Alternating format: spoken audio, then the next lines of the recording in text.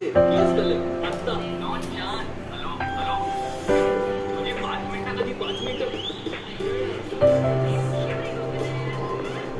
कसं गोरेन selfie shampoo काय colour फक्त 5 मिनिटांमध्ये पावडर केस गायब. गोरेन सेल्फी फक्त 15 रुपये.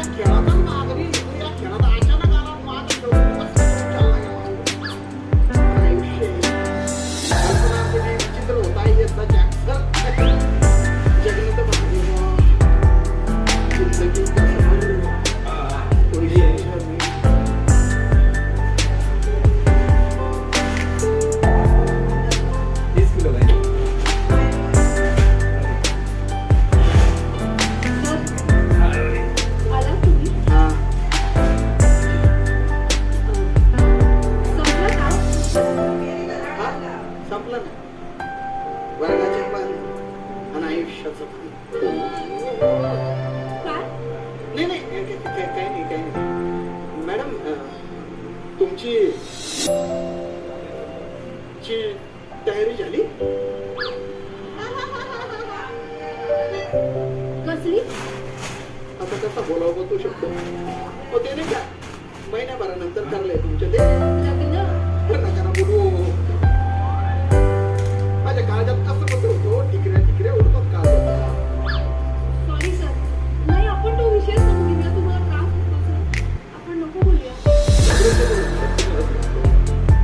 माझं तुमच्यावर प्रेम आहे हे तुम्हाला माहिती होतं पण माझी आलो होतो तुम्ही सर रस्त्यावर सगळ्या वेळ झाला एक माझे खेळ आले आणि त्यांनी विचारून बघलं. मराठीचा शिक्षक त्या पुढे माणूस मागून तयार करण्यात त्याला वेळ जातो माझा. असं सर वैद्यनी असं करता मागून तयार करत असतात. दुसरं कोणीतरी येतो त्याचा स्टॉल लावतो आणि तुमच्या मागे उभं.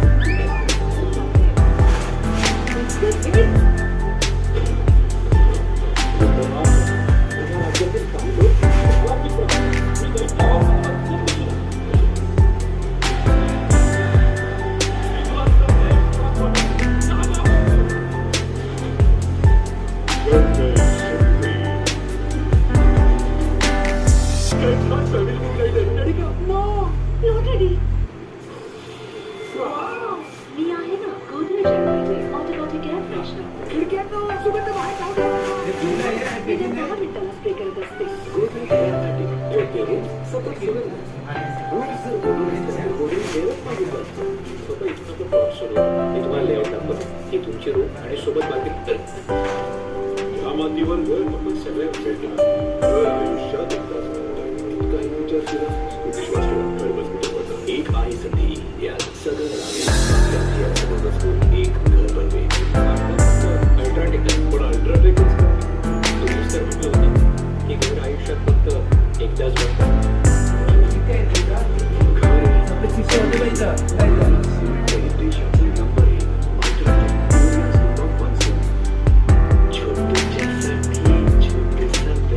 छोटे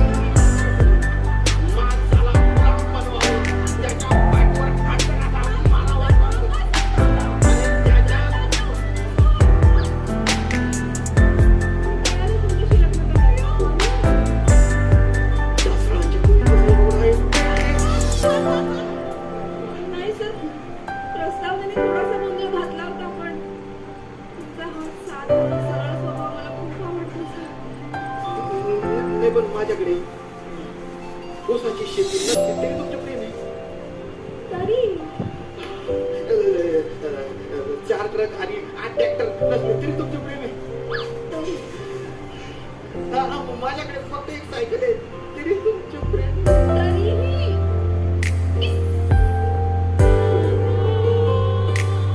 नमस्कार बायको मॅडम.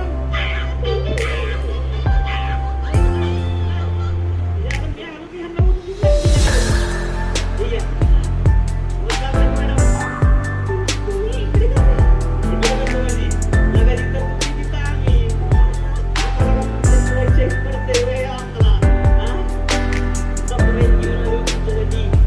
कसलं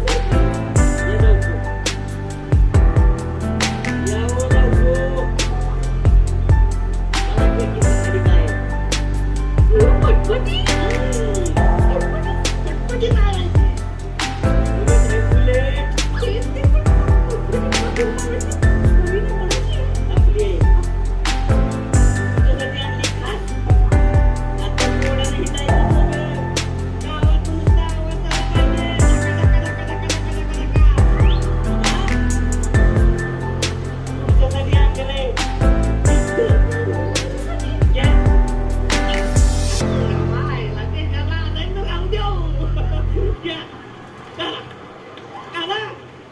निवडून हिंडायचं आता कळलं का? सुट्टीत द्यायची नाही. इकडे धक्का धक्का इकडे चका चका. सगळ्यांनी वाटलं पाहिजे राजा राणीचा जोडा जिंकतोय. काय सर तुम्ही त्या तोंडात का बोळा बघलाय का? काढाही गावात तरी बाहेर काढा. हा बरं मॅडम चला निघायचं का? आता माझा तास आहे आता. त्याला काय होतंय तो? ठीक आहे त्याला की तुमचा तास घ्या ना जाऊ. हा म्हणजे कसं आपलं जुळतंय मग घ्या. अरे घ्या तुम्ही चला बायको मॅडम धक्का धक्का आणि चका चका. अरे मला असं नका नका तुम्ही लई जास्त बरं का बा. असं काय होणार अरे बघितलं पण नाही. अरे खड्ड्यात गेलं प्रेम. विद्रोह पाहिजे विद्रोह. हे सारं विश्वव्यापी गळूप्रमाणे फुगू द्यावं आणि भीतीने फुटू द्यावं, विचू द्यावं, पसरू द्यावा त्याचा बस उडू द्यावा मेंदूच्या ठिकऱ्या खड्ड्यात जाऊ दे.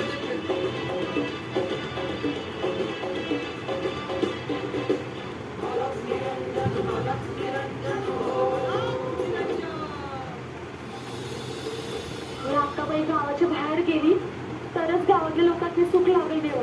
अहो देवा तिच्याकडे अघोरी असल्यामुळे आम्ही कोणी तिला गावाबाहेर काढू शकत नाही. तो तुम्हीच काहीतरी करा देवा.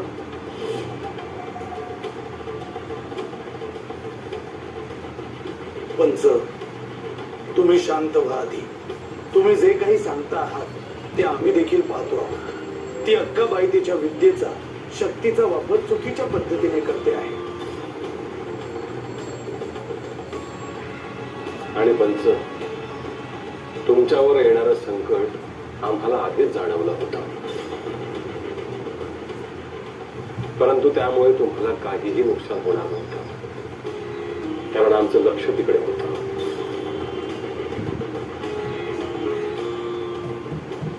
देव तुम्ही होते म्हणून आम्ही वाचलो. आणि देवा आम्हाला हे बी ठाव आहे की तिला फक्त तुम्हीच थांबवू शकता. तेव्हा गावातल्या अनेक लोकांनी त्रास देण्या अगोदर तुम्ही तिला शिक्षा करा देवा.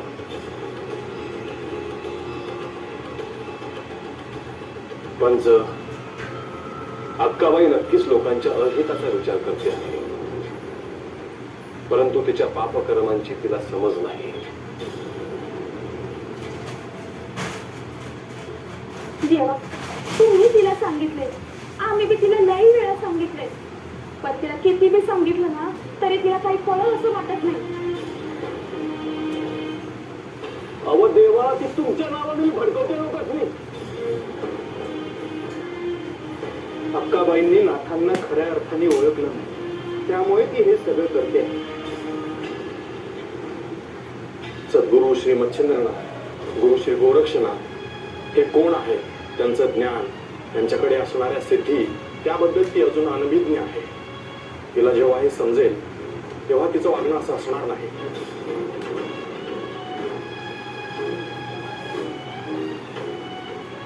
माफ करा देवा, पण आम्ही तिला आधीपासून बघतोय. तिच्या वागण्यात काही बदल होईल असं वाटत नाही आम्हाला. काय तिला शिक्षा मिळायला पाहिजे ना असंच वाटतंय आम्हाला. अक्काबाईचं ते अज्ञान आहे. तिच्या हातून जी पापकर्म होत आहेत त्याची तिला जाण नाही. परंतु परमेश्वराचं सगळ्या विश्वावर लक्ष असतं. जेव्हा ती अक्काबाई तिची पापांची मर्यादा ओलांडेल तेव्हा तिला अवश्य शिक्षा होईल. तर देवा आम्हाला ही भीती आहे की तोवर तिनं गावात क्षमा म्हणून ठेवले. पंच, आम्ही तुमच्या पाठीशी आहोत. आम्ही इथे असताना गावातल्या कुणाचंच ती कधीच अहित करू शकणार नाही. आणि एक लक्षात ठेवा पंच, त्या अक्काबाईने तिच्या क्षुद्र विद्येचा कितीही वापर केला तरी तुम्हाला ती काहीही करू शकणार नाही. त्यामुळे निश्चिंत होऊन तुम्ही घरी जा. या गावातला पाण्याचा प्रश्न तर आता मिटला आहेच. तेव्हा लोकांना जाऊन सांगा आणि शेतात कष्ट घ्यायला सुरुवात करा. आणि त्या अक्काबाईने कितीही अघोरी खेळ केलेत तर तिच्याकडे लक्ष देऊ नका. तुमचं रक्षण करण्यासाठी आम्ही आहोत.